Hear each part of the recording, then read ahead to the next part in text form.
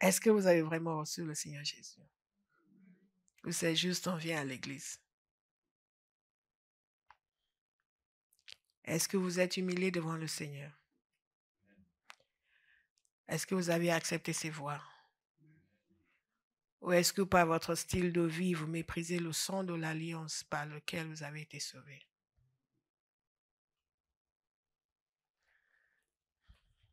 Et je vais vous encourager chacun aujourd'hui, nous encourager chacun à prêcher l'évangile, à continuer à envoyer cette invitation, à donner à tous l'opportunité d'être sauvés. La parole de Dieu nous dit comment est-ce qu'ils seront sauvés si personne ne leur annonce l'évangile. Et comment est-ce qu'on va leur annoncer s'ils ne sont pas envoyés? Vous êtes envoyés. Allez annoncer.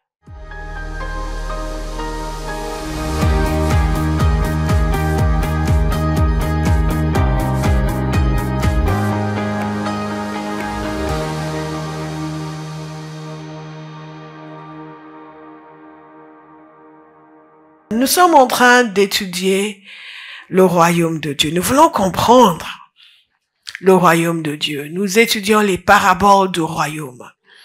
Les paraboles que Jésus a racontées pour nous permettre de comprendre la nature du royaume de Dieu. Lorsque nous parlons du règne de Dieu, il nous a dit de prier que ton règne vienne. Et il a dit qu'il a été envoyé pour annoncer le royaume de Dieu. Et il nous a donné beaucoup de paraboles pour nous permettre de comprendre en quoi consiste le royaume de Dieu et quelle est sa nature, quel est le fonctionnement d'un enfant du royaume. Ça me fait penser à un chant de Rand Connelly. Don't you wanna be a child of the kingdom? Don't you wanna be a child of the kingdom? Don't you wanna be a child of the kingdom? Come on now. Come on everybody. Tu ne connais pas? Joy in the Holy Ghost. Righteousness, peace, and joy in the Holy Ghost. That's the kingdom of God. Righteousness, peace, oh, joy in the Holy Ghost. Righteousness, peace, and joy in the Holy Ghost. That's the kingdom of God. Don't you want to be a child of the kingdom? Don't you want to be a child of the kingdom? Don't you want to be a child of the kingdom? Come on now. Come on everybody. There is peace in the kingdom. There is joy in the kingdom. There is hope in the kingdom. Come on everybody, nous voulons être des enfants du royaume. Il y a de la joie dans le royaume, la paix dans le royaume, le repos dans le royaume. Et il y a une manière pour un enfant du royaume de fonctionner, de vivre. Nous n'obéissons pas pour ne pas être punis. Nous obéissons parce que nous avons été délivrés de la puissance de l'esprit de désobéissance. Est-ce que vous me suivez? Et nous nous employons chaque jour de notre vie à nous dépouiller de tout ce qui est lié à l'esprit de désobéissance. Quand Dieu a créé l'homme, je vous ai expliqué tout cela lorsque nous avons commencé cette série. Il l'a créé en son image, selon sa ressemblance.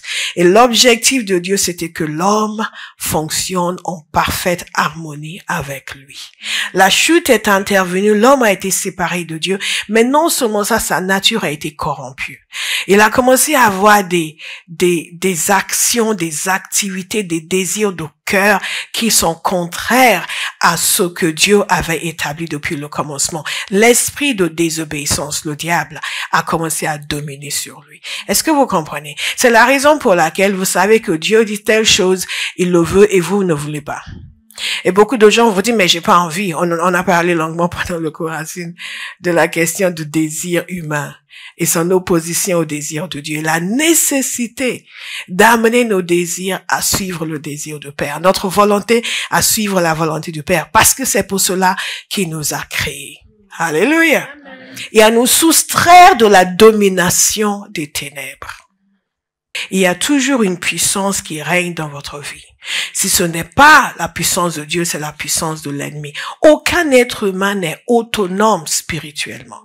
Nous n'avons pas été créés pour être spirituellement autonomes. Nous avons été créés pour être dépendants de Dieu, pour être habités par Dieu et conduits par Dieu. Si vous n'êtes pas conduit par Dieu, vous êtes conduit par l'autre.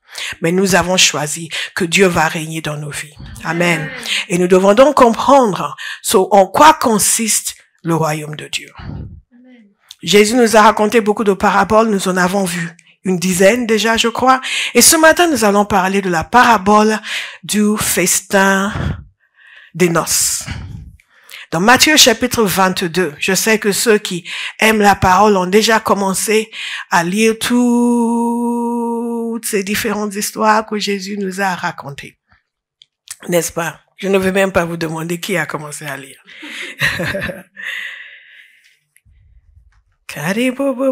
Jésus prenant la parole, je vais lire la version second 21.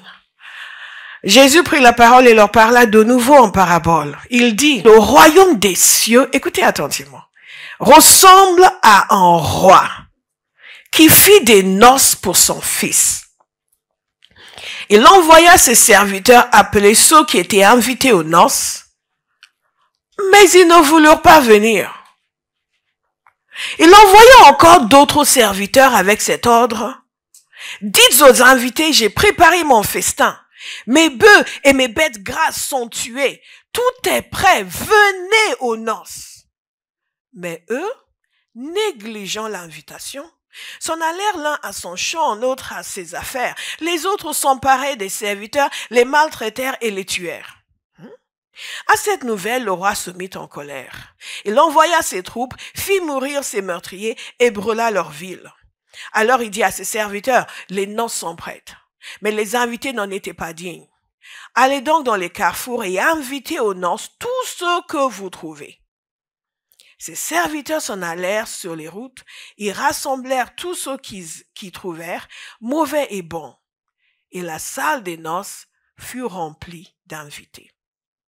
Le roi entra pour les voir, et il aperçut là un homme qui n'avait pas mis d'habit de noces. Cet homme, il lui dit, mon ami, comment as-tu pu entrer ici sans avoir d'habit de noces? Cet homme resta la bouche fermée. Alors le roi dit au serviteur, attachez-lui les pieds et les mains, emmenez-le et jetez-le dans les ténèbres extérieures, où il y aura des pleurs et des grincements dedans. En effet, beaucoup sont invités, mais peu sont choisis. Beaucoup sont invités, mais peu sont choisis. Cette parabole est une des paraboles que les gens ont trouvé le plus difficile à comprendre, alors qu'elle est en fait très, très simple. Et pour la comprendre, il faut savoir ce qui a précédé.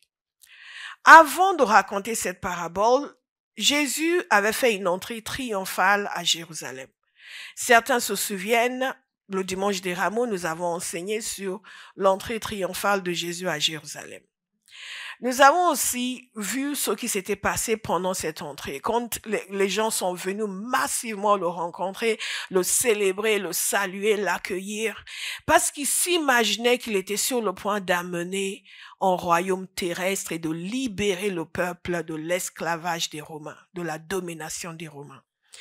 Et pendant cette semaine, il a fait beaucoup de choses. Il a nettoyé le temple, il a discuté avec des gens. Les gens l'ont salué de manière à énerver les responsables, les chefs religieux, qui lui ont dit de faire taire les gens qui le célébraient comme le fils de David. Et ils ont contesté aussi son autorité pour dire de quelle autorité est-ce que tu fais ces choses. Et ainsi de suite. Donc, il y a eu ce rejet de sa personne par les chefs religieux, les prêtres et les pharisiens. Et avant cela, il a raconté deux autres paraboles. Il a parlé d'un homme qui avait 2 fils et qui avait demandé à ses 2 fils d'aller, et ça se trouve dans Matthieu 21. Et l'homme avait 2 fils et il s'est adressé au premier et lui a dit d'aller travailler dans la vigne. Et le premier a dit, je ne veux pas. Et ensuite, il se repentit et il alla. Il s'est adressé aussi au deuxième et il a dit la même chose. Et celui-là a dit, je veux bien, Seigneur, mais il ne l'a pas fait. Et Jésus a demandé lequel de ces 2 a vraiment obéi. Et ils ont dit le premier. Et Jésus leur a dit ceci. Écoutez attentivement, parce que ça vous permettra de comprendre la suite. Je vous le dis en vérité, les publicains et les prostituées vous dévanceront dans le royaume de Dieu.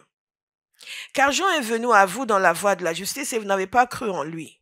Mais les publicains et les prostituées ont cru en lui, et vous qui avez vu cela, vous ne vous êtes pas ensuite repentis pour croire en lui. Il est en train de leur dire ici, Dieu est venu jusqu'à vous.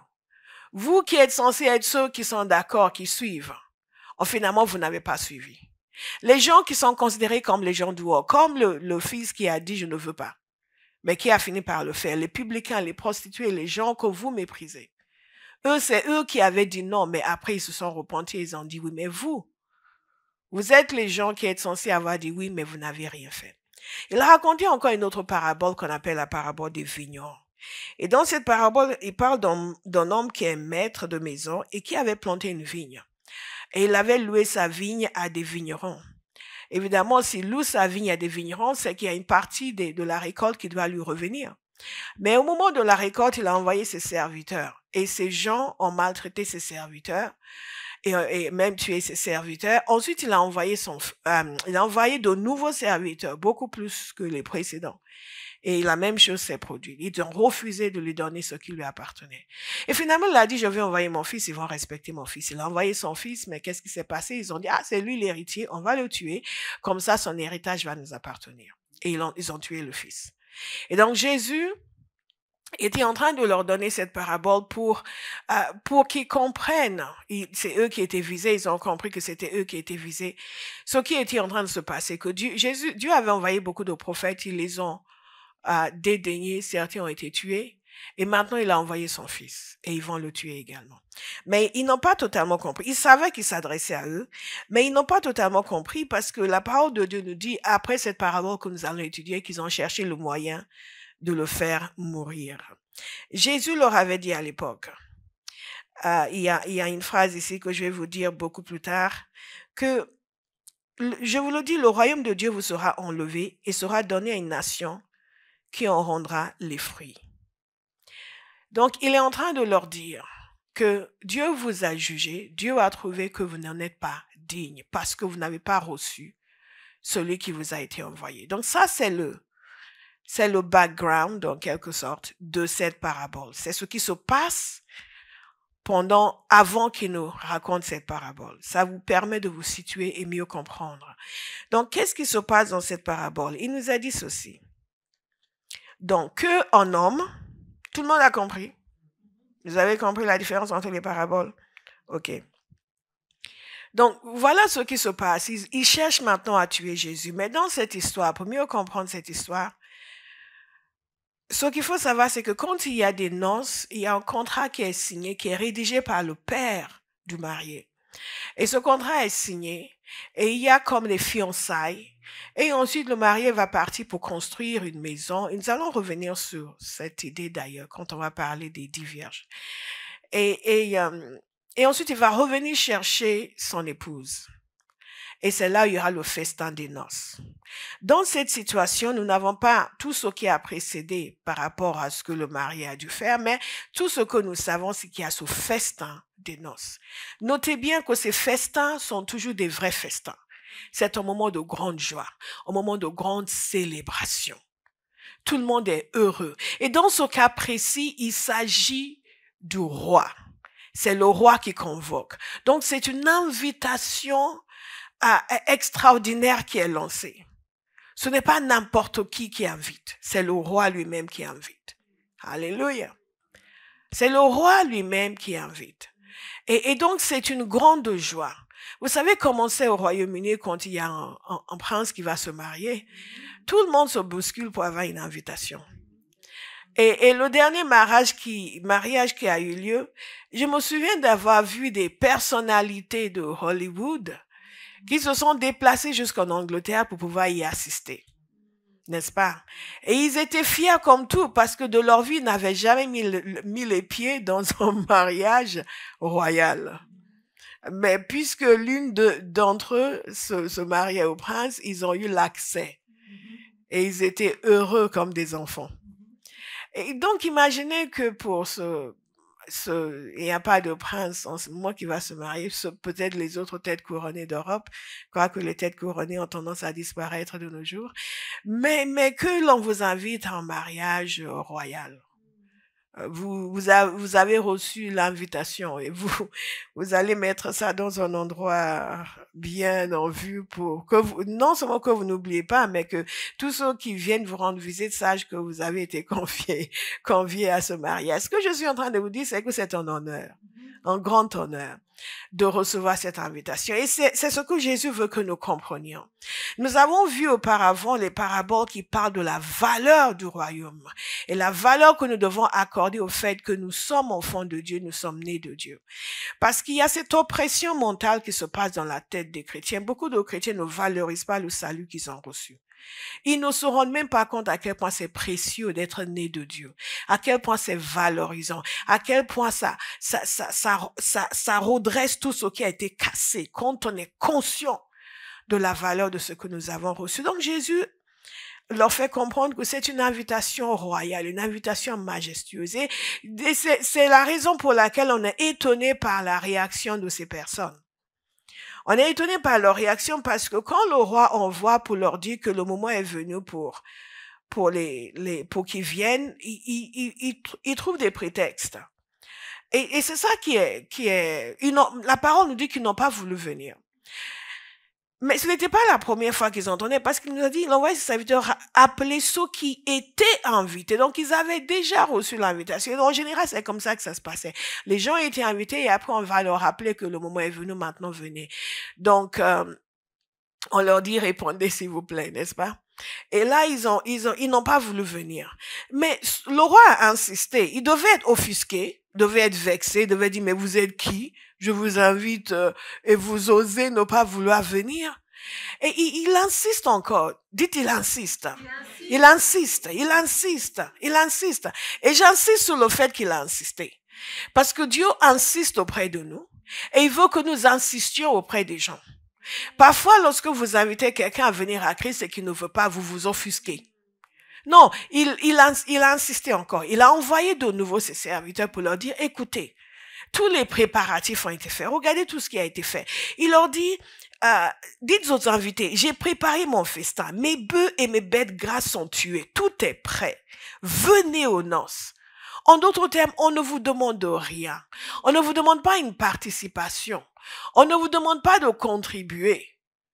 Vous comprenez? Ce n'est pas ces anniversaires où on dit, voilà, on va avoir telle chose, vous allez amener ça et ça. Ou vous m'invitez ou vous ne m'invitez pas, s'il vous plaît.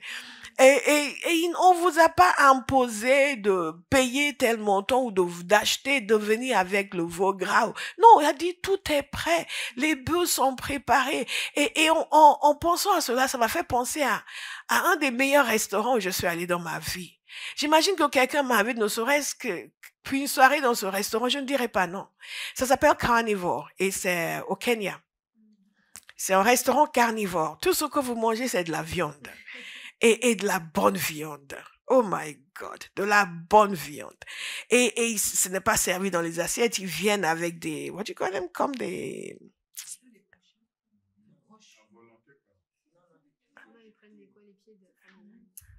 C'est comme des lances. Énorme, avec beaucoup de viande. Pour les végétariens, désolé. Et il pose ça sur votre plat et vous dit ça c'est l'impala, ça c'est ceci, et vous êtes là. It is good. Donc, ne vous inquiétez pas, on aura une soirée végane la semaine prochaine. Non, jamais. Si vous m'invitez, je ne viendrai pas. Il dit, mes bœufs et mes bêtes grasses sont tués, tout est prêt. Il dit, tout est prêt. Tout ce qu'ils avaient à faire, c'est dire oui et de venir. Mais non seulement ils ne sont pas venus, la parole dit ils ont négligé l'invitation. Et s'en allèrent l'un à son champ, l'autre à ses affaires. Et les autres s'emparaient des serviteurs, les maltraitèrent et les tuèrent. Et le roi s'est mis en colère. Qu'est-ce qui se passe ici? Notez bien s'il vous plaît. La première chose, c'est que ces gens avaient été invités d'avance. Il y a eu une préparation prophétique du peuple de Dieu. que dans tout ce qui est affaire du royaume, Dieu s'est donné beaucoup de mal. Il a tout préparé d'avance. Il a envoyé ses prophètes. Il a intimé sur la venue du Messie. Ensuite, il a envoyé son fils. Et les gens à qui l'invitation a été donnée ont choisi de ne pas venir. Et ces chefs religieux auxquels Jésus s'adressait, parce qu'il savait que c'était à eux qu'il s'adressait, ont dédaigné et ont rejeté l'offre du royaume qui leur a été faite. Ils étaient aveugles, ils n'ont pas vu la valeur du royaume. Là, nous parlons directement du sens de la parabole, parce que là, il parle de ces chefs religieux et du peuple qui les a suivis. Et c'est le sens premier.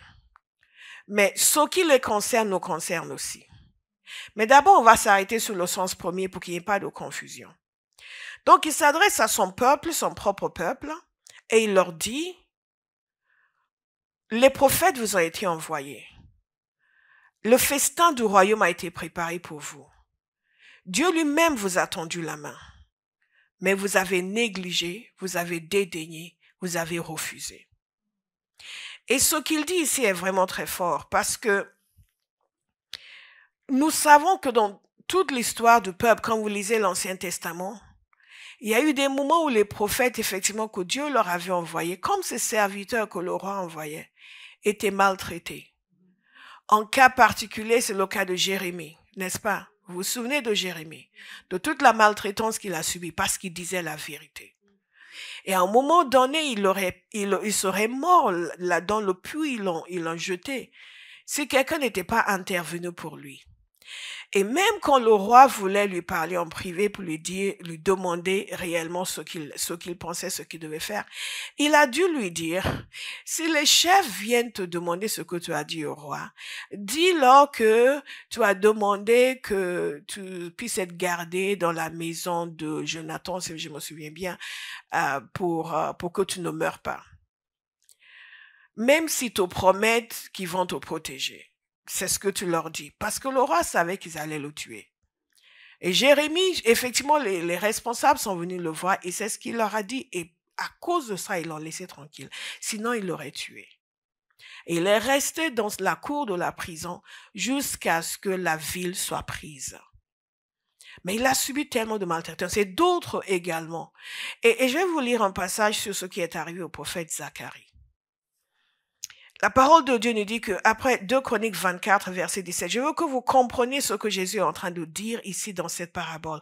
Parce que beaucoup de gens pensent que le Nouveau Testament est isolé. Il n'est pas isolé. Le Nouveau Testament est bâti sur l'Ancien Testament. Et Jésus n'avait pour livre sacré que l'Ancien Testament. Et beaucoup des références du Nouveau, vous ne comprendrez pas si vous ne connaissez pas l'Ancien Testament. Donc, quand Jésus parle de ces gens qui ont tué les serviteurs du roi, il parle de son peuple à lui et comment pendant les générations, ils n'ont fait que maltraiter et tuer les prophètes que Dieu leur envoyait. Et un exemple, c'est dans 2 Chroniques 24, verset 17. Après la mort de Jéhoiada, les chefs de Juda vinrent se prosterner devant le roi. Celui-ci les écouta alors et ils abandonnèrent la maison de l'Éternel. Ce roi était un roi qui avait été élevé, aidé par un prophète et donc qui marchait droit devant Dieu. Maintenant, regardez ce qui se passe quand ce prophète décède. Ils abandonnèrent la maison de l'Éternel, le Dieu de leurs ancêtres, pour servir les Astartés et les idoles. L'Éternel fut en colère contre Juda et Jérusalem parce qu'ils s'étaient ainsi rendus coupables. L'Éternel envoya parmi eux des prophètes pour les ramener à lui. Écoutez attentivement. Mais ils n'écoutèrent pas les avertissements qu'ils reçurent alors. Alors l'Esprit de Dieu revêtit Zacharie, le fils du prêtre Jéhoiada.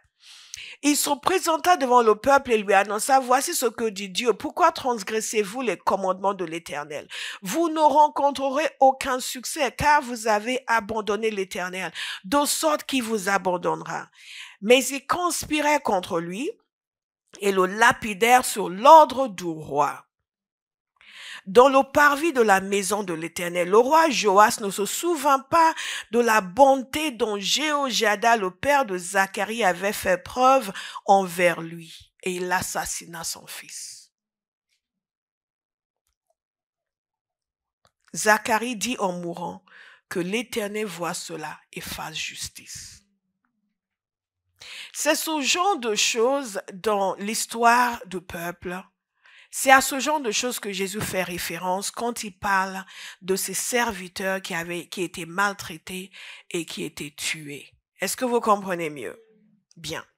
Et ce genre d'épisode se reproduisait souvent dans l'histoire. Et qu'est-ce que Jésus leur dit? Il leur dit ceci dans cette parabole. Vous écoutez attentivement. Il leur dit, quelle est la punition? Quelqu'un peut me dire quelle est la punition de ce peuple? Il les a tués et il a brûlé leur ville. Donc il est revenu vers eux. Au lieu maintenant de les inviter, il est venu les punir. C'est très important de le noter. Et dans Jésus, le jour où il est entré dans Jérusalem, vous vous souvenez le dimanche des Rameaux, qu'est-ce qu'il a fait? Il a commencé à se lamenter sur la ville, à se lamenter sur les désastres qui allaient s'abattre sur elle parce qu'elle n'avait pas reconnu son temps de visitation. En l'an 70, qu'est-ce qui s'est passé? La ville a été détruite. Est-ce que vous me suivez? Ce que Jésus a dit dans cette parabole s'est accompli. La ville a été détruite. La ville a été détruite. En fait, beaucoup des... On ne va pas entrer dans la politique, mais beaucoup des problèmes que nous voyons aujourd'hui dans cette région ont eu leur origine dans cette destruction de la ville de Jérusalem. Les ramifications sont énormes. Énormes, mais vraiment énormes. On en parlera un autre jour, ce n'est pas le sujet ici. C'est-à-dire qu'il y a beaucoup de choses qui se passent, et même quand on analyse nos propres vies, quand nous ne sommes pas attentifs à la voix du Seigneur. Mais une chose que j'aimerais souligner en continu lorsque nous lisons la Bible et que nous voyons des choses dites par rapport aux Juifs, au peuple juif, n'oubliez pas que les personnes qui disent ces choses sont elles-mêmes juives. Donc, c'est important d'éviter d'aller dans un antisémitisme parce que c'est une chose, c'est un peu comme lorsque les Noirs aux États-Unis utilisent le mot haine. Vous connaissez le N-word? Bien. Ils s'autorisent à l'utiliser, mais ils n'autorisent pas les autres à l'utiliser. Ce n'est pas exactement la même chose. Mais je veux que vous compreniez que lorsque quelqu'un du milieu de son peuple parle de son peuple, il peut dire certaines choses que d'autres à l'extérieur ne sont pas censés dire.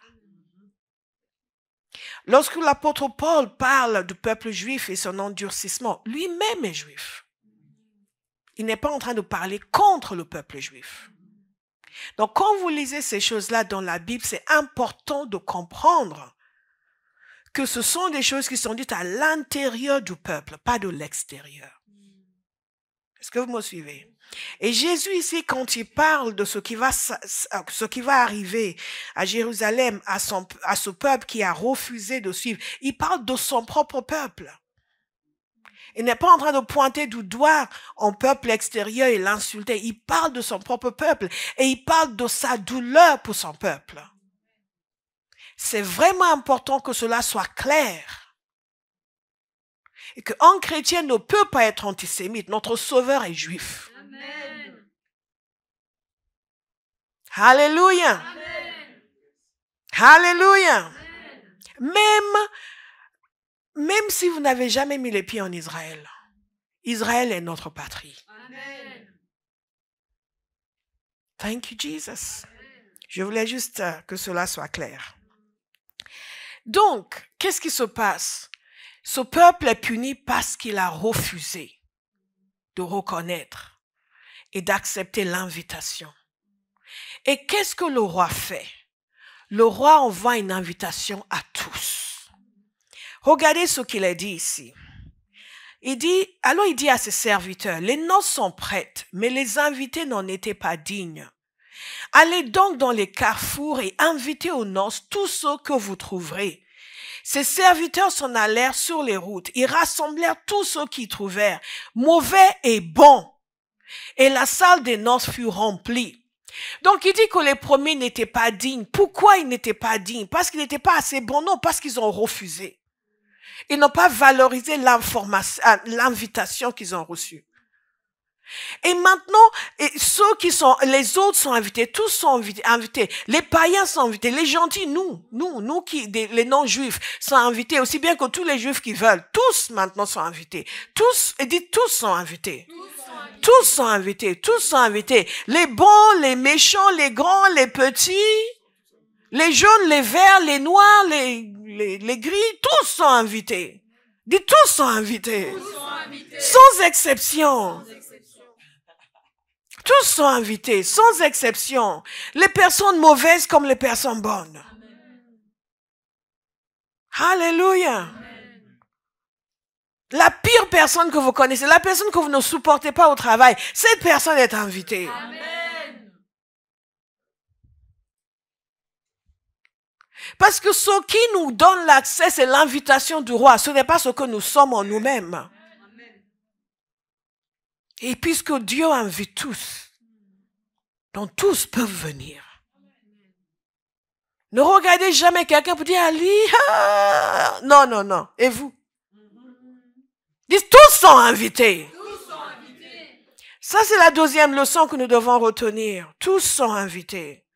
Tous sont invités. Donc, il envoie, il dit, à rassembler les tous. Ils sont allés chercher des gens dans la rue, des gens dans les carrefours. Vous comprenez, les gens qui sont là dans les carrefours, ils sont pas préparés pour aller à une fête.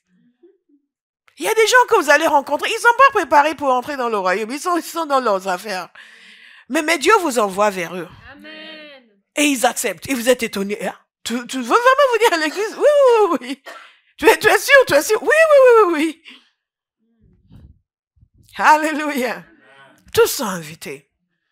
Et donc, qu'est-ce qui se passe? Les gens viennent et ils remplissent la maison.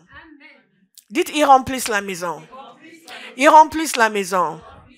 Ils remplissent la maison. Dieu veut que sa maison soit remplie. Ça doit être l'obsession de chaque chrétien qui est serviteur de Dieu, que la maison de Dieu soit remplie. Si la seule chose que vous voulez, c'est que vous soyez bénis, vous êtes encore loin de la pensée du royaume. La pensée du royaume, c'est le roi veut que sa maison soit remplie. Amen. Parce que le royaume de Dieu, c'est un festin de noces. C'est une célébration. Une célébration. Et donc, qu'est-ce qui se passe? Ils rassemblaient tous ceux qu'ils trouvèrent, tous ceux mauvais et bons, et la salle des noces fut remplie d'invités. Dans Matthieu 21, 43, je vais vous lire quelques versets rapidement. Écoutez attentivement. Pas comme vous aviez écouté la parabole. Cette fois-ci, écoutez attentivement. C'est pourquoi je vous le dis, le royaume de Dieu vous sera enlevé et sera donné à un peuple qui en produira les fruits. Je vous l'ai lu tout à l'heure. C'est ce qui est en train de se passer maintenant. C'est ce qui est en train de se passer quand ils sont allés inviter les gens. Jésus leur avait dit ça avant.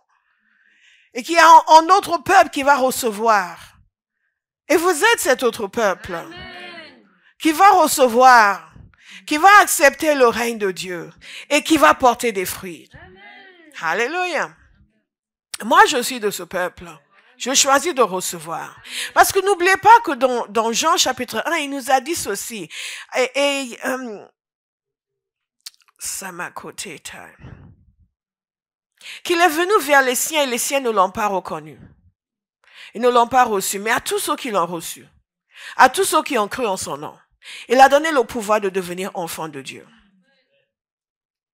C'est ce que nous voyons dans cette parabole. Il est venu vers les siens, mais les siens ne l'ont pas reçu. Mais à tous ceux qui l'ont reçu, à tous ceux qui croient en lui, donc tous sont invités. Je le répète encore, tous sont invités. Vous allez cette semaine annoncer l'évangile à cette personne à qui vous ne voulez pas annoncer l'évangile. Cette personne que vous regardez et vous pensez, elle est loin, elle va jamais accepter. Tous sont invités. Et c'est ce que Paul avait exprimé dans Actes lorsqu'il disait au peuple qui refusait ce qu'il leur disait et leur dire, c'était à vous d'abord que la parole de Dieu devait être annoncée, mais puisque vous la rejetez et que vous vous jugez vous-même indigne de la vie éternelle, nous nous tournons vers les non-juifs. Et c'est important pour nous de comprendre qu'il n'y a pas de distinction. Et nous devons arrêter de faire des distinctions, de considérer que non, Dieu ne veut pas de quelqu'un comme moi. Non, tous sont invités. Ou de penser que Dieu ne veut pas que de quelqu'un comme mon ami d'enfance, parce que vraiment il a complètement déraillé. Tous sont invités. Amen. Tous sont invités. Riches, pauvres, tous. Tous. Donc, Colossiens chapitre 3, verset 11, il nous a dit ceci, il n'y a plus ni juif, ni non-juif, ni circoncis, ni incirconcis, ni étranger, ni sauvage, ni esclave, ni homme libre, mais Christ est tout et en tous. Ça, c'est l'Église. Ce qui nous unit, c'est la présence de Christ en tous. Et le fait qu'il est tout pour nous. Ce que nous sommes naturellement n'a pas d'importance. C'est que Jésus est venu dans nos vies et il a complètement changé la donne. Et donc, nous sommes invités. Et c'est à nous de recevoir cette invitation. Et parce qu'il y a des conditions pour la participation. Nous venons, comme nous disons, nous venons tels que nous sommes, mais nous ne restons pas tels que nous sommes. Donc, quand il leur dit d'aller rassembler tout ce monde, il y a encore quelque chose qui va se passer. La maison a été remplie, mais avant que la maison ne soit remplie, avant que ces gens ne prennent place, il y a quelque chose qui a été fait. Parce que par la suite, nous voyons le roi réagir contre un personnage qui est présent. Et il nous a dit ceci, le roi entra pour les voir et il aperçut là un homme qui n'avait pas mis d'habit de noces. Il dit, mon ami, comment as-tu pu entrer ici sans avoir d'habit de noces? Cet homme resta la bouche fermée. Alors on dit, c'est quoi encore cette histoire d'habit de noces? What is this? Donc, tous ont été invités. Et alors, où est le problème? Il y a des conditions de participation. Quelqu'un, il y a des conditions. Il y a des conditions. Alléluia. Il y a des conditions. Il y a des conditions de participation. Il y a des choses qui nous permettent à entrer dans le royaume et à participer pleinement dans la vie du royaume et à être de ceux qui seront validés à la fin quand le Seigneur reviendra pour le festin. Quand le Seigneur reviendra pour nous et quand nous serons présents dans son royaume pour le festin. Le roi a donné des habits de noces. Et dans cette culture, quand le roi invitait des gens à des festins, à des noces, il leur fournissait un vêtement spécial pour tous ses invités. Et les gens, évidemment, étaient honorés de porter ce vêtement spécial. Je ne sais pas ce que c'est dans votre culture, mais moi, d'où je viens, quand il y a des grandes fêtes, on a toujours un vêtement spécial. Parfois, vous avez un groupe de personnes et vont prendre le même tissu et vont s'habiller de façon royale. Parfois, les amis du marié et les amis de la mariée vont avoir un vêtement spécial. Donc, c'est leur groupe qui vont porter les habits de noces. Et quand vous les voyez en groupe, vous les identifiez. Ça, c'est les amis de la mariée. Ça, c'est les amis du marié. Donc, imaginez quelqu'un s'immisce au milieu et qui porte quelque chose de différent. On va dire, mais qu'est-ce que tu fais ici? Vous me suivez? Donc, le roi leur donnait des vêtements et il y a quelqu'un qui, manifestement, a refusé. Et qui ne voyait pas pourquoi. Il y a différentes manières de rejeter l'invitation. La première, c'est les gens qui nous ont dit, non, on n'a pas que ça à faire. Non, on est occupé. Non, j'ai pas le temps. Non, je suis occupé. Non. Et qui maltraitent les gens qui sont envoyés. Ensuite, il y a celui qui décide de venir, mais qui veut venir à sa manière. Qui veut faire comme lui, il veut. Oui, mais bien sûr, oui, on vient, oui, on va à l'église, on vient à Jésus, mais bon, moi, j'estime que, et tout ce qu'il estime est contraire à ce que Dieu dit. Est-ce que vous me suivez? C'est vraiment important pour nous parce que nous, si vous êtes là aujourd'hui, vous allez peut-être vous trouver plus dans ce cas que dans le cas premier du peuple de Dieu qui avait refusé son invitation. Beaucoup d'entre nous, nous avons dit accepter son invitation. Mais est-ce que nous respectons ces conditions? Donc cet homme n'avait pas d'habit de noces et il n'a pas pu s'expliquer. Manifestement, il a estimé qu'il n'en avait pas besoin, que non, lui n'en voulait pas. Et qu'est-ce que cela veut dire pour nous? Souvent dans la parole de Dieu, le salut que Dieu nous offre est défini comme en vêtements. Notre marche avec Dieu est définie dans le sens de revêtir quelque chose. Je vais vous lire 3 ou 4 versets dans ce sens. Ésaïe 61, verset 10, vous allez méditer sur cela par la suite. Vous êtes encore là? Sinon, vous allez refaire la lecture. Thank you, Jesus. Ésaïe 61, verset 10 nous dit ceci. Je me réjouirai en l'Éternel. Tout mon être tressaillira d'allégresse à cause de mon Dieu, car il m'a habillé avec les vêtements du salut. Et il m'a couvert du manteau de la justice. Je suis pareil à un jeune marié qui, tel un prêtre, se coiffe d'un turban splendide. À la jeune mariée qui se pare de ses bijoux. Vous me suivez? En vêtements de salut. En manteau de justice. Et en turban splendide. Et il nous a donné un vêtement de salut. Et un manteau de justice. Et cet homme n'avait pas ce manteau de justice. Et il y a le témoignage de Jean dans Apocalypse chapitre 7 verset 13 où il voit tous ces gens qui sont habillés en robe blanche et il ne sait pas qui ils sont et il lui a été dit que ces gens sont ceux qui sont sortis de la grande tribulation et qui ont lavé leurs robes et ils ont blanchi leurs robes dans le sang de l'agneau. Oh! Ils étaient en vêtements blancs. Et leur robe, métaphoriquement, a été blanchie dans le sang de l'agneau. En d'autres termes, ils ont été sauvés par le sang de l'agneau et à cause de cela, ils ont endossé ces robes blanches qui sont ce que Ésaïe a appelé de vêtements du salut. Il y a quelque chose qui est sur vous lorsque vous appartenez à Jésus. C'est la justice de Dieu, le fait que nous avons été déclarés justes. Et il y a deux dimensions à la justice de Dieu. C'est le fait que nous sommes gratuitement justifiés par le moyen. Vous savez, c'est le sacrifice de Jésus, le sang qui a été versé, qui fait que nous pouvons avoir accès à lui. Est-ce que vous êtes encore là? Donc la parole de Dieu nous dit que nous sommes gratuitement justifiés et nous avons un manteau de justice. Donc quand Dieu nous regarde, il voit sur nous ce manteau de justice.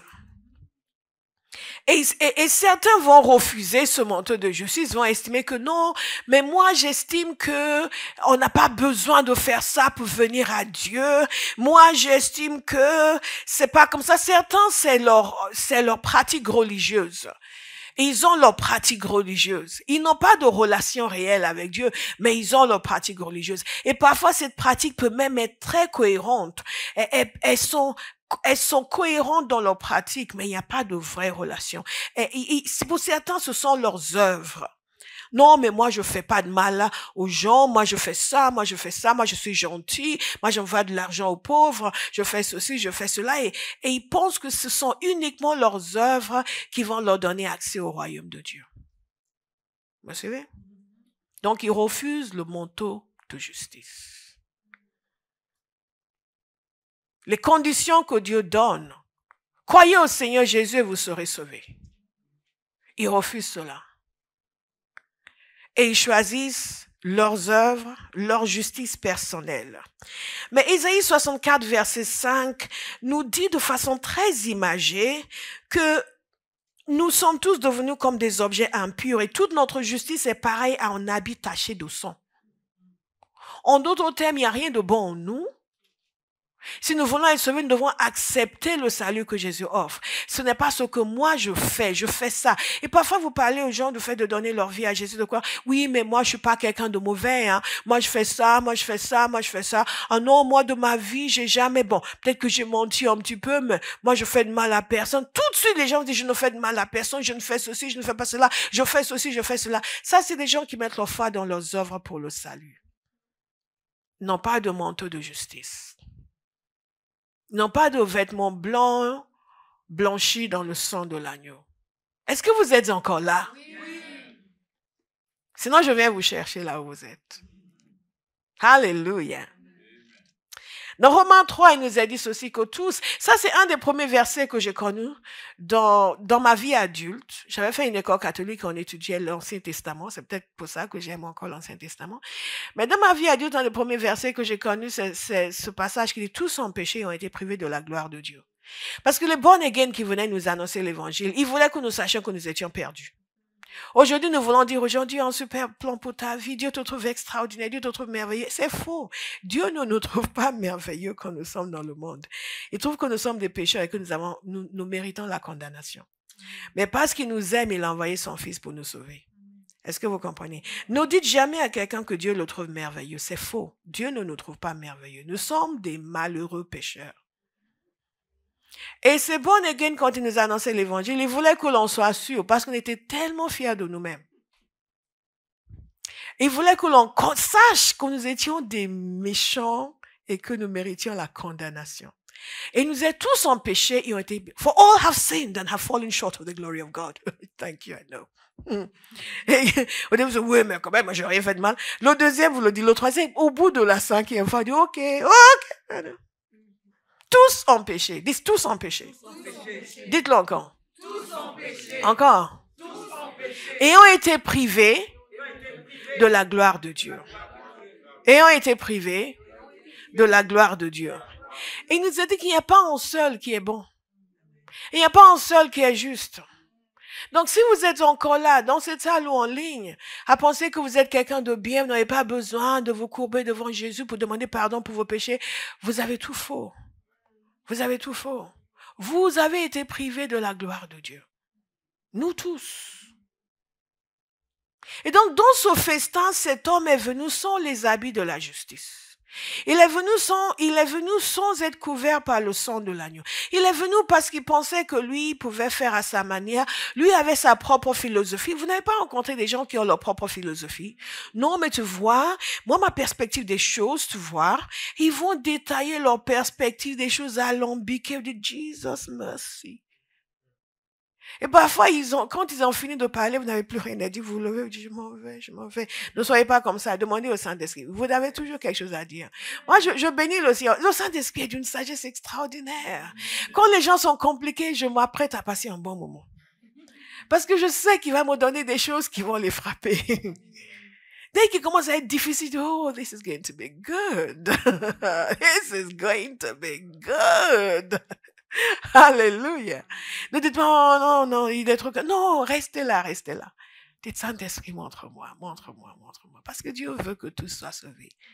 Il a envoyé l'invitation à tous. Les gens simples comme les gens difficiles. Les gens agréables comme les gens désagréables. Alléluia. Dites, tous sont invités. Tous sont invités. Mais il faut que tous respectent les conditions. Parce que nous avons tous péché, nous avons été privés de la gloire de Dieu. Nous ne pouvons pas entrer dans son royaume si nous n'avons pas été lavés par le sang de l'agneau. Parce que c'est lui qui a payé le prix.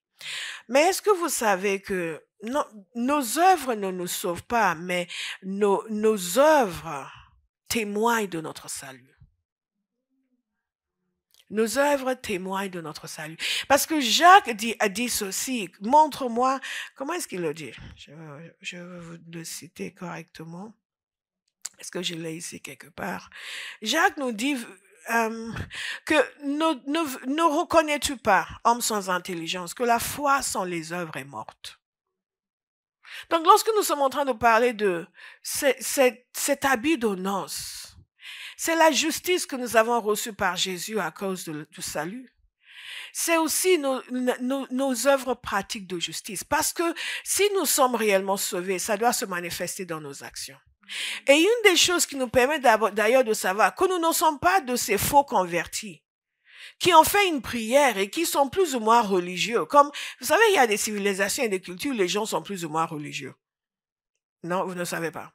Non, il y a des endroits où les gens sont plus ou moins athées. Il y a des endroits où les gens sont plus ou moins religieux. Donc, ils ont été élevés dans une famille chrétienne. Ils ont un peu le vernis.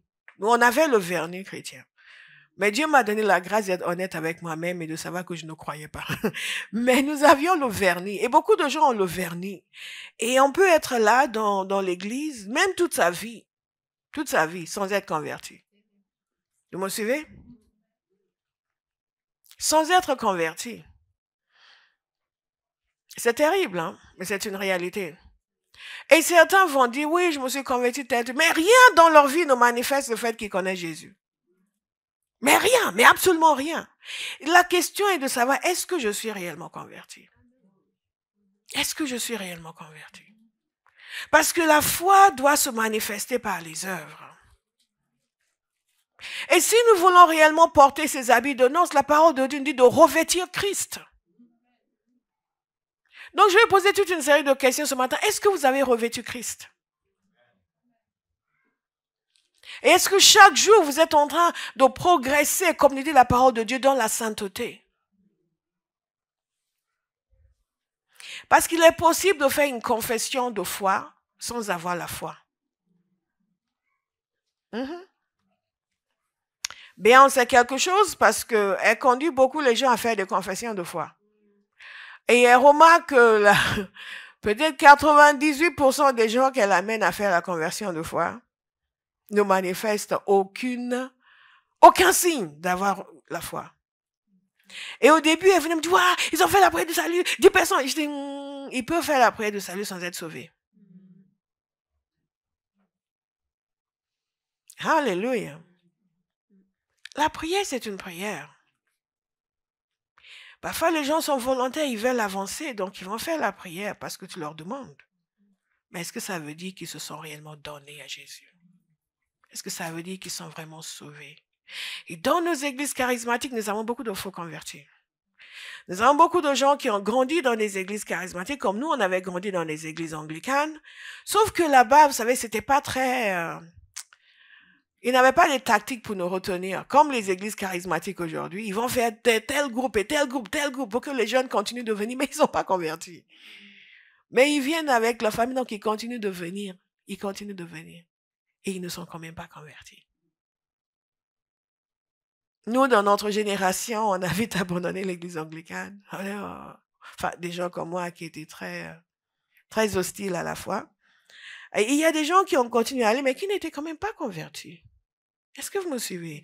Ce que je vous dis est très sérieux, parce que dans le temps, les gens qui étaient dans les églises évangéliques, c'était des gens qui venaient par conversion. Nous sommes venus par conversion. Nous avons de plus en plus de gens qui viennent pour régler des problèmes, mais qui ne sont pas convertis. Mais les chants sont agréables. Et parfois, il y a beaucoup de théâtre dans les réunions. Donc, c'est divertissant. Et on prie quand même pour les gens, donc les gens se sentent bien quand ils s'en vont. Mais ça ne veut pas dire qu'on est converti.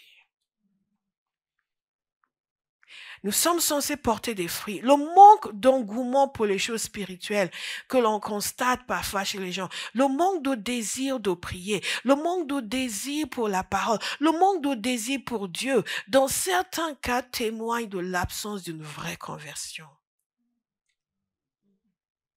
Et parfois, ce que nous constatons aussi, c'est ce phénomène d'errance, d'indiscipline. Dès qu'on me dit quelque chose, je me fâche. Si on est réellement converti, il y a les fruits de l'esprit qui doivent se manifester. Donc, l'invitation, c'est à chacun de nous examiner. Parce que si nous voulons réellement porter ces vêtements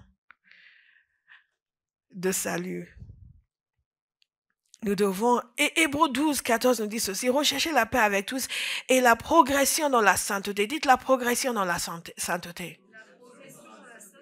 Vous savez pourquoi? Parce qu'il nous a dit, sans elle, personne ne verra le Seigneur. On ne veut pas être de ceux-là qui sont dans le groupe et qui ensuite sont jetés dehors. Parce que cet homme était avec les autres. Il n'était pas à l'extérieur. Il y a ceux qui ont refusé même de venir. Il y a celui qui a accepté de venir. Mais est-ce que c'est parce qu'il a fait une fausse profession de foi ou parce qu'il a estimé que moi je suis Dieu à ma manière, quand personne ne peut rien me dire? Ou c'est pas parce que j'ai confessé Jésus que je dois maintenant arrêter tel style de vie ou tel style de vie? Moi, j'étais comme ça quand je me suis converti. J'étais vraiment converti. Mais pourquoi je peux pas aller en boîte? Pourquoi je peux pas faire ceci? Et pourquoi je peux pas avoir un copain? Et pourquoi je peux pas ceci? Et pourquoi je peux pas cela? Et pourquoi ceci? Mais Dieu a eu grâce parce que j'étais vraiment converti. Il m'a dit stop. J'ai dit Seigneur, ok. Tout ça, je suis pas d'accord qu'on me dise que je peux pas. Mais je vais attendre que Jésus me dise. J'ai demandé à Jésus. Et tant qu'il me dit pas que je peux le faire, je ne vais plus le faire. Je vais attendre. Je n'ai pas recommencé à le faire. Parce que j'étais réellement converti. Mais si je n'avais pas été réellement converti, j'aurais continué à faire ce que je voulais en disant oui, Dieu n'est pas contre, Dieu n'est pas contre, Dieu n'est pas contre. Comme font beaucoup de gens, soi-disant chrétiens aujourd'hui. Mais Dieu n'est pas contre, Dieu n'est pas contre. Mais où est le problème? Mais je dérange personne, mais je vexe personne, mais c'est ma vie. Quand on est réellement converti, soi-même on sait. On peut dire aide-moi avec ça, aidez-moi avec ça. On va pas dire où est le problème?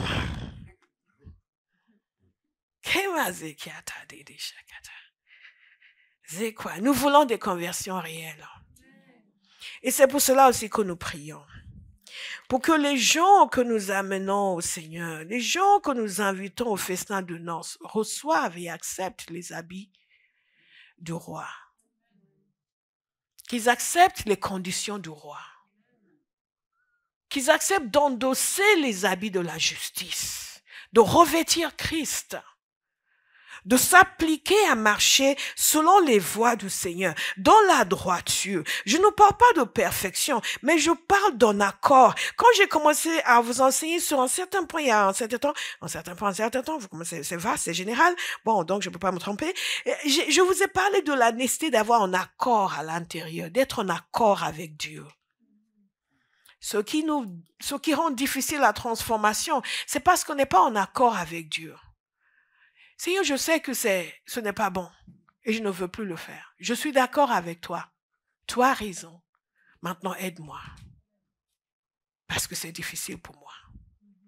Mais quand on fait, oui, mais je ne vois pas pourquoi, mais où est le problème? On ne va jamais. Mais oui, mais puisque je. Mais je sais pas, moi. Moi, je n'ai pas l'intention de voler, mais quand on met de l'argent à côté de moi, mais pourquoi ils mettent de l'argent à côté de moi? Pourquoi? Non, mais ils viennent tenter les gens. Dieu n'est pas contre. Des gens qui sont comme ça ne vont jamais pouvoir endosser les habits du roi. Parce qu'ils résistent. Ils résistent. Nous n'allons plus résister. Nous n'allons plus résister. Nous n'allons pas être de faux convertis. Nos lèvres disent une chose et nos vies disent autre chose. Non. Parfois, c'est des gens qui viennent chauffer le siège dans l'église. Ils sont là, le dimanche, ils sont là. Ils sourient et ils sont gentils en plus. C'est vrai, ils sont gentils. Parce qu'il y a des gens qui ne sont pas gentils. Hein. Non, vraiment, il y a des gens qui... Mais certains sont très gentils. Bonjour, pasteur.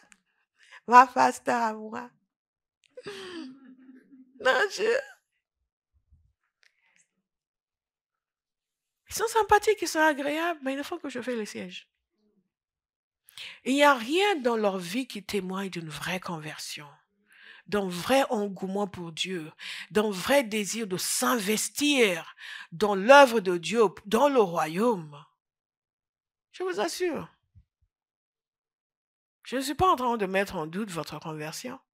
Mais s'il n'y a aucun désir en vous pour aller plus loin avec Dieu, pour servir le Seigneur, vous cherchez toujours à faire le minimum, posez-vous la question, est-ce que vous êtes vraiment converti? Aujourd'hui, on va s'assurer de notre conversion. Parce que c'est facile de parler des autres, n'est-ce pas? Mais il faut parler de nous-mêmes. Parce que cette partie-là, il est question de nous. Le peuple de Dieu, le peuple juif, c'est eux, il y a leur affaire. Maintenant, c'est notre affaire. Alléluia. Et pire que ceux qui disent je ne viens pas, c'est ceux qui disent je viens, qui sont là, mais qui ne sont pas vraiment là.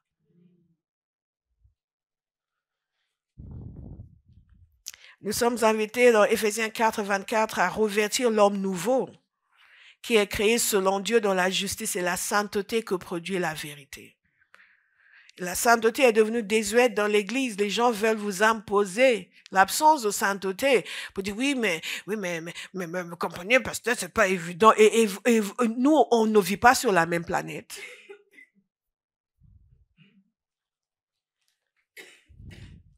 Quand nous ne sommes pas brisés par le péché, on peut se demander jusqu'où est allée notre conversion. Lorsque nous ne sommes pas dérangés. Il y a des gens qui non seulement ne sont pas dérangés, mais exigent que l'Église change pour leur convenir. Et parfois, quand vous entendez les gens parler de Dieu, vous dites, et ils disent, oui, ils ont fait une rencontre avec Dieu. Et ils commencent à en parler. Vous dites, mais de quel Dieu ils parlent? Ils parlent de Jupiter? Ils parlent d'Apollos?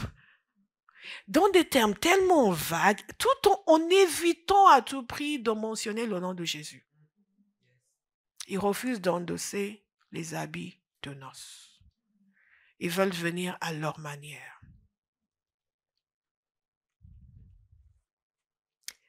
Lorsque nous avons étudié, par 2 fois déjà nous avons étudié les lettres de Jésus aux 7 églises.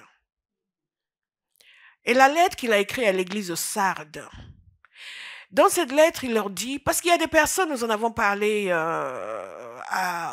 pendant la journée de Couracine, qui vous diront que dès lors que vous êtes sauvés pour toujours. Vous ne pouvez pas tomber, vous ne pouvez pas chuter. C'est faux. La Bible ne soutient pas du tout cette position. Vous êtes venu à lui, vous pouvez le quitter aussi. Et il n'y a aucune chaîne qui vous retient. Jésus continue dans ses lettres à leur parler de la nécessité de persévérer jusqu'au bout. Et il dit à l'église de Sardes, je sais que tu passes pour être vivant, mais tu es mort. Jésus parle à une église. Tu passes pour être vivant, mais tu es mort. Sois vigilant et affermis le reste qui est sur le point de mourir, car je n'ai pas trouvé tes œuvres parfaites devant mon Dieu. Ah.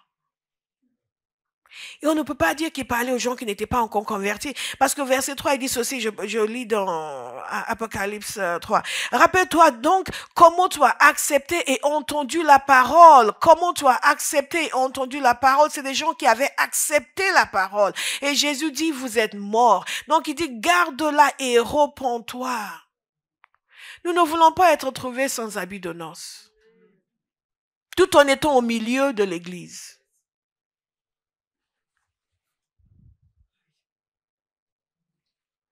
Et il dit, cependant, toi à Sardes, quelques personnes qui n'ont pas souillé leurs vêtements. Vous voyez? Elles marcheront avec moi en vêtements blancs parce qu'elles en sont dignes. Cette notion de vêtements revient en continu. Au verset 5, écoutez. Le vainqueur sera habillé de vêtements blancs. Je n'effacerai pas son nom du livre de vie et je le reconnaîtrai devant mon Père et devant ses anges. Voyez, quand le roi a trouvé cet homme sans vêtements de noces, personne n'a parlé pour lui. Il n'a pas parlé pour lui-même. Le fils n'est pas venu le reconnaître. Le fils n'est pas venu lui dire, non, il est à moi. Mais Jésus dit ici qu'à celui qui va vaincre, qui va persévérer, qui va continuer dans la droiture, dans la pureté, non seulement il sera habillé de vêtements blancs, mais son nom ne sera pas effacé du livre et Jésus va le reconnaître devant le Père. On ne pourra pas lui demander où sont tes habits de noces. Jésus lui-même va lui dire, je suis ses habits de noces. Ce sera votre témoignage. Alléluia. Et s'il dit, si je n'effacerai pas son nom du livre de vie, ça veut dire qu'il y a des noms qui seront effacés. Sinon, il ne va pas évoquer cela si cette possibilité n'existe pas. Votre nom ne sera pas effacé. Amen. Au nom de Jésus. Et qu'est-ce qui se passe? Qu'est-ce qu'il fait à cet homme qui n'avait pas d'eux? Qu'est-ce que le roi fait à cet homme qui n'a pas d'habit de noces?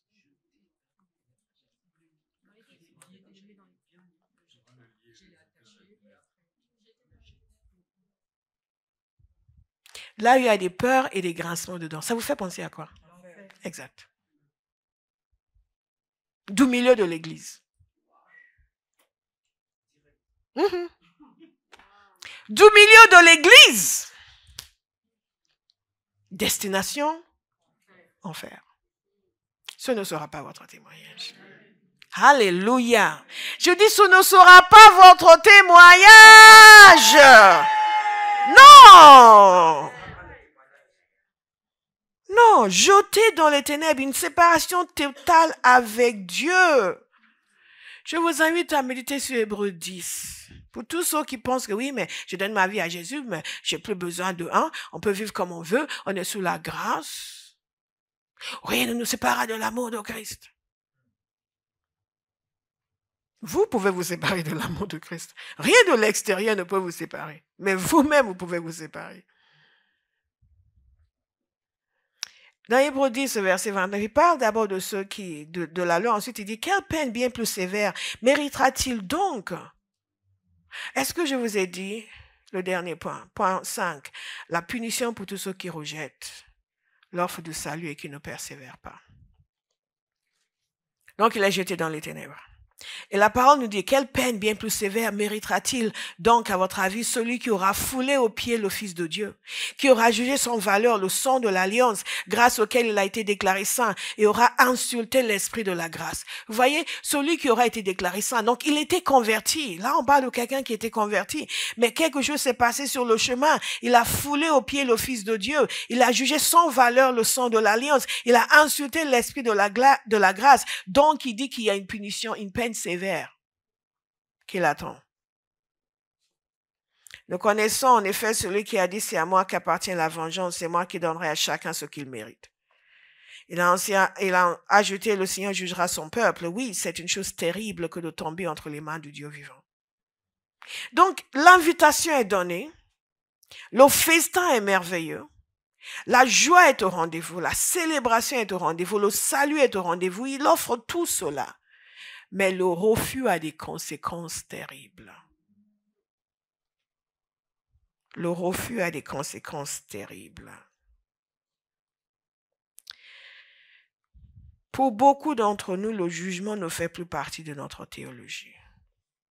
Mais la parole nous dit que beaucoup sont appelés et peu sont choisis. Et on dit, mais comment ça peu sont choisis? Est-ce que vous avez vu qui a été choisi dans ce passage? Et qui n'a pas été choisi? Celui qui n'a pas été choisi, c'est celui qui n'a pas accepté les conditions du roi. Tous sont invités, mais il y a des conditions. Le sang de Jésus est la porte d'entrée. Marcher dans la justice, recevoir la justice de Christ, marcher dans la justice. Et si nous refusons ces conditions, nous ne sommes pas choisis. L'autre jour, nous avons fait une journée d'intercession. Et moi, je voulais choisir des gens. Parce que je ne voulais pas que les gens viennent traîner, dormir. Dormir, avoir l'air peiné, prendre des airs de supplice, des airs de zèle. Oh! On avait des choses sérieuses à faire. On avait des forteresses à démanteler. Donc, je voulais des gens qui allaient venir pour prier. Des gens qui voulaient, qui allaient se donner. Je n'étais pas d'humeur à dorloter qui que ce soit, à cajoler qui que ce soit, à entraîner les gens. Ce n'était pas pour entraîner les gens à la prière, c'était pour prier. Est-ce que vous me suivez? Souvent dans les réunions, on ne prie pas assez, on passe le temps à encourager les gens à prier. My God. Que beau ça, Tiak. Donc, je voulais choisir. Et le Seigneur m'a mis à cœur de ne pas trier. I said, Jesus, we have serious things to do. Seigneur, on a des choses sérieuses à faire. Tu les connais, tu sais comment ils sont. Il y en a un qui va s'endormir. Il y en a un qui va faire... Il y en a un qui va dire, prie, prie. Il y en a un qui va sortir toutes les 5 minutes. Je vous dis la vérité, c'est ce que j'ai dit à Dieu. Il n'y a vraiment pas ça. Oui. Et le Seigneur a continué à me travailler. Il fallait laisser tout le monde venir. Mais poser des conditions. Et je pense qu'il voulait donner l'opportunité à tout le monde. Et donc, on a envoyé les conditions. Sauf Fred, à qui madame, de son propre chef, a annoncé qu'il n'avait pas été choisi. Donc, méfiez-vous des messages de la lituanienne. Ne pensez pas automatiquement que les messages qu'elle vous envoie viennent de moi. Quand j'ai vu le texte qu'elle a envoyé à l'enfant, je dis, ah, tu lui as envoyé ça? Kamazit. Mais tous les autres n'ont pas eu d'informations comme quoi ils n'ont pas été choisis. Moi, j'espère. Et donc, on a envoyé les conditions. Et certains ont décidé qu'ils ne remplissaient pas les conditions, de ne pas remplir les conditions. N'est-ce pas? Et qu'est-ce qui s'est passé? Le choix a été fait sur la base de la volonté de chacun à remplir les conditions. Est-ce que vous me suivez? Donc maintenant, quand je parle des intercesseurs, je parle, ceux que je choisis maintenant sont ceux qui ont décidé de remplir les conditions. Est-ce que vous comprenez? C'est comme ça que ça se passe. Les conditions sont envoyées. Dieu a dit, voici la condition. Vous acceptez les conditions, vous êtes choisi. Vous refusez les conditions, vous n'êtes pas choisi. Alléluia. Donc, acceptons les conditions de Dieu. Et dans tout ce qui se passe dans l'église, ne pensez pas que vous pouvez juste venir les mains dans la poche et dire, oui, moi je veux. Et quand on vous donne les conditions, oh non, vous passez à côté. Vous passez à côté. Parce que Dieu teste nos cœurs. Il va nous donner des conditions. Et si on n'a pas l'engouement et l'empressement pour dire oui, Seigneur, tu vas m'aider, je vais remplir les conditions parce que l'objectif est important. Vous allez passer à côté. Est-ce que vous m'écoutez? Donc, la prochaine fois qu'on aura fait la journée d'intercession, je ne vais plus envoyer de conditions. Je vais juste choisir ceux qui avaient répondu présent la première fois. Est-ce que vous me suivez? Pourquoi ils sont choisis? Parce qu'ils ont accepté les conditions. Nous sommes choisis, pas de façon arbitraire, mais sur la base de notre réponse aux conditions que Dieu nous donne. Est-ce que vous écoutez? Chaque étape, il y a des conditions. Vous servez derrière la caméra, il y a des conditions. Si vous ne les respectez pas, l'étape suivante, vous ne serez pas choisi. Quand Dieu a quelque chose de particulier à faire, il ne va pas vous choisir. Parce que vous n'avez pas été fidèle. Ça s'applique à tous les niveaux dans la vie chrétienne. Même au travail, vous le savez. À l'école, vous le savez. Vous allez en salle d'examen, vous mettez 3 petites phrases au lieu de faire une rédaction. Vous ne serez pas choisi. Vous allez regarder les résultats. Comment ça? Je n'ai pas été sélectionné. Et quoi encore? Mais pourquoi dans les choses de Dieu, vous pensez qu'il suffit que vous soyez là, les mains dans la poche et que vous soyez choisi? Non. Chacun doit faire ses preuves. Amen. Alléluia. Amen. Donc, regardons attentivement nos vies. J'ai une série de questions à vous poser. Est-ce que vous êtes sûr d'être converti? Est-ce que vous êtes sûr de suivre les conditions de Dieu? Tous sont invités. Mais il nous a dit que parce que Dieu est pur et saint et que nous avons été privés, nous avons tous péché, mais il veut nous nettoyer. Jésus a payé le prix, le sacrifice. Le châtiment qui nous donne la paix est tombé sur lui. Donc, il s'offre gratuitement à nous. Gratuitement. Pour que nous aussi nous puissions porter des vêtements qui ont été blanchis dans le sang de l'agneau. Et certains vont dire non, je veux pas ces conditions-là, je veux pas. Mais c'est gratuit. Non, moi j'ai une meilleure idée. Mais c'est offert. Non, moi je veux pas qu'on me donne des règles. Parce qu'après si j'accepte de dire je donne ma vie à Jésus, puis on va me dire il faut arrêter la fornication. Maintenant on va commencer à venir grappiller, on va venir me prendre ma liberté. Quelle liberté? La vie torturée par les démons? On préfère ça à la vie de liberté en Christ? Est-ce que vous me suivez? Dieu nous dit, viens. Dites à quelqu'un, tu es invité. Dites-le encore, tu es invité. Dis oui à son invitation.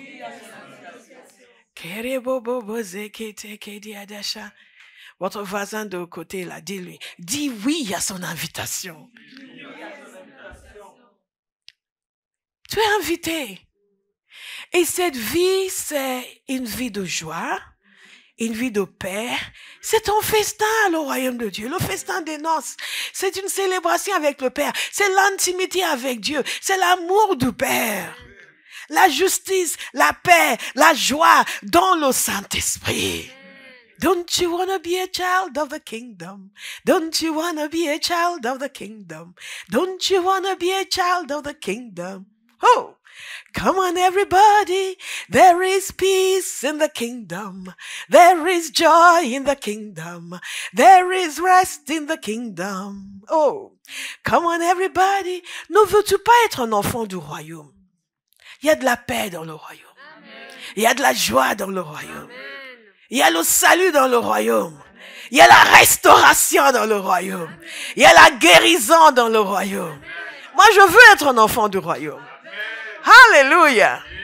Il y a une phrase dans un de mes livres en anglais, An Amazing Life, la grâce pour le traduire en français, qui dit ceci: tout ce que vous devez abandonner pour marcher avec Dieu ne vaut pas la peine de posséder. Ça ne vaut pas la peine de posséder quoi que ce soit qu'il faut abandonner pour être proche de Dieu. En d'autres termes, il y a des choses dans nos vies qu'il faut abandonner pour pouvoir être intime avec Dieu.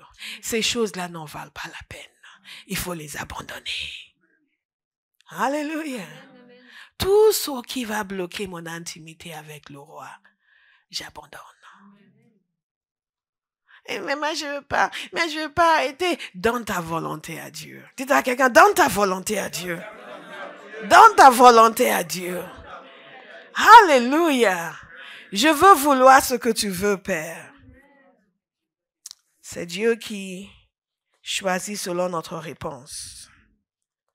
Donc, quels sont les avertissements? Faisons attention à ne pas dédaigner la grâce de Dieu en refusant son offre de salut. Et quand nous prenons un engagement, allons jusqu'au bout.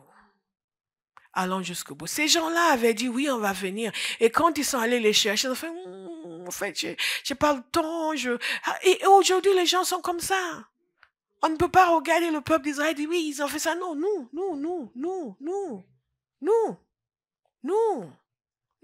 C'est la nature humaine.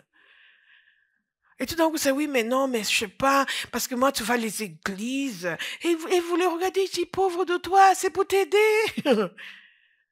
Oui, mais bon, moi, je sais pas, moi, les églises, oui, je sais, j'avais dit que j'allais venir, mais enfin, tu vois, moi, les églises, surtout les églises évangéliques, comment ça s'appelle encore le charisme, oui, bon, des églises comme celle-là.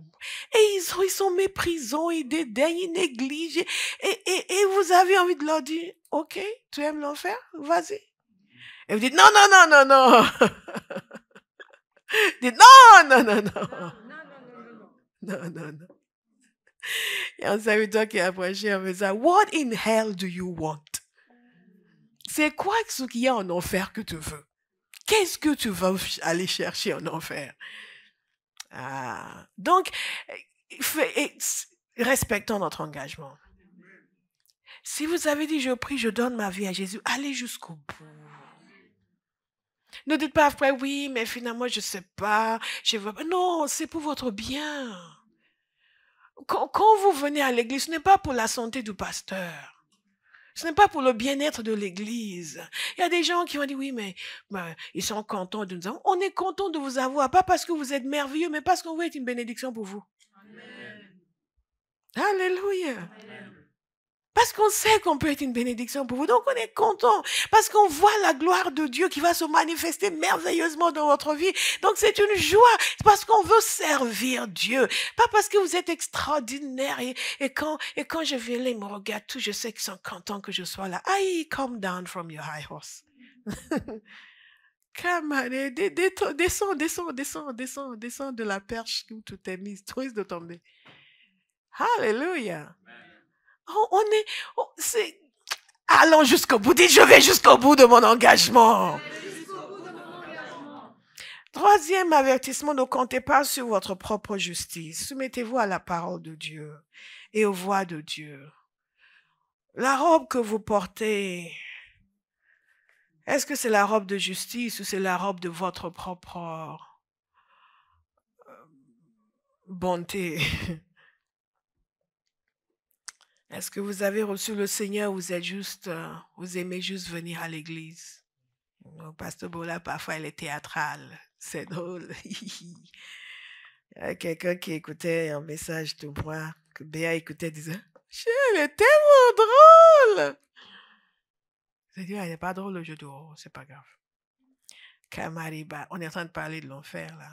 On va pas commencer à danser. Est-ce que vous avez vraiment reçu le Seigneur Jésus? Ou c'est juste on vient à l'église? Est-ce que vous êtes humilié devant le Seigneur? Est-ce que vous avez accepté ses voies? Ou est-ce que par votre style de vie, vous méprisez le sang de l'alliance par lequel vous avez été sauvés?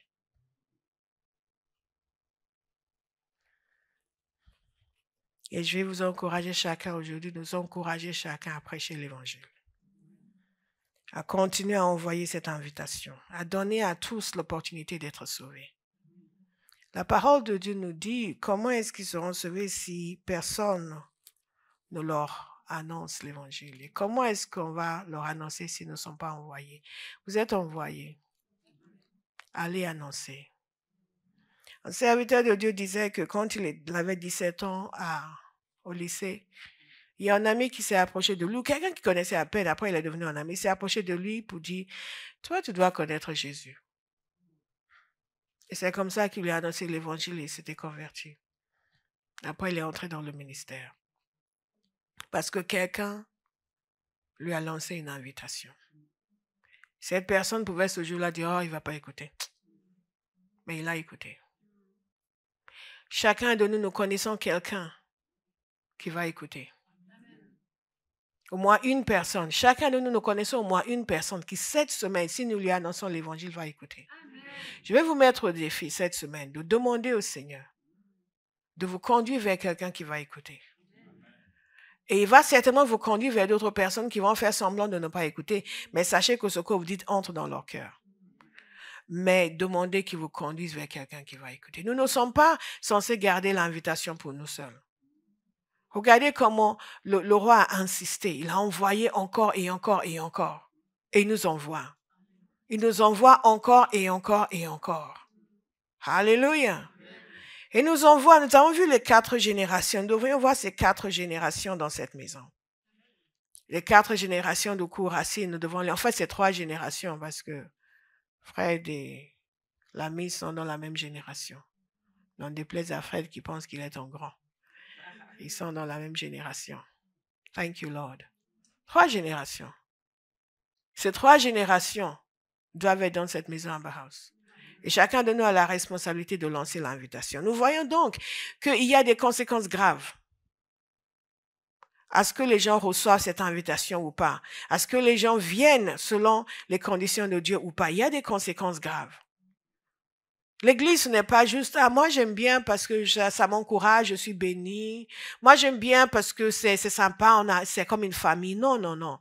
Il y a des conséquences éternelles au fait d'accepter ou de ne pas accepter cette invitation.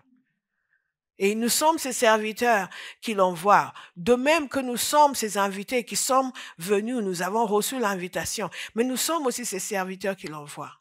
Comme il a envoyé les apôtres, il nous a envoyés aussi.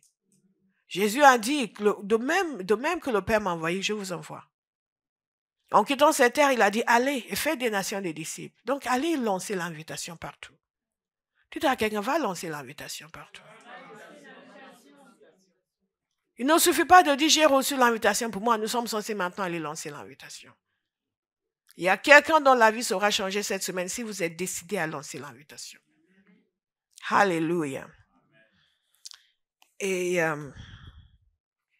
j'aime beaucoup quelque chose que je pense que c'est Richard Baxter, on passe, il est du 18e ou du 17e siècle. Il disait qu'il preached as a dying man to dying men. Il prêchait comme un mourant à des hommes qui étaient mourants. C'est le cri de désespoir, le cri de, pas de désespoir, mais le cri aigu qui doit être à l'intérieur de nous pour gagner les gens à Christ. Pour beaucoup d'entre nous, c'est superficiel, c'est indifférent, il faut le faire, on me dit de le faire. Si ce n'est que ça pour vous, vous avez besoin d'aide, vous avez besoin de prier pour vous-même. Parce que ça veut dire que ce pour lequel Jésus est mort, vous y êtes indifférent. Le salut des gens autour de nous doit être une obsession. Si ce n'est pas le cas, il y a quelque chose qui manque dans notre expérience chrétienne. On commence d'abord par savoir si est-ce que nous-mêmes nous sommes sauvés. Parce que si nous sommes sauvés, nous sommes conscients d'être sauvés. Nous sommes conscients de la valeur du salut. Et nous voulons que tous soient sauvés. Nous allons prier.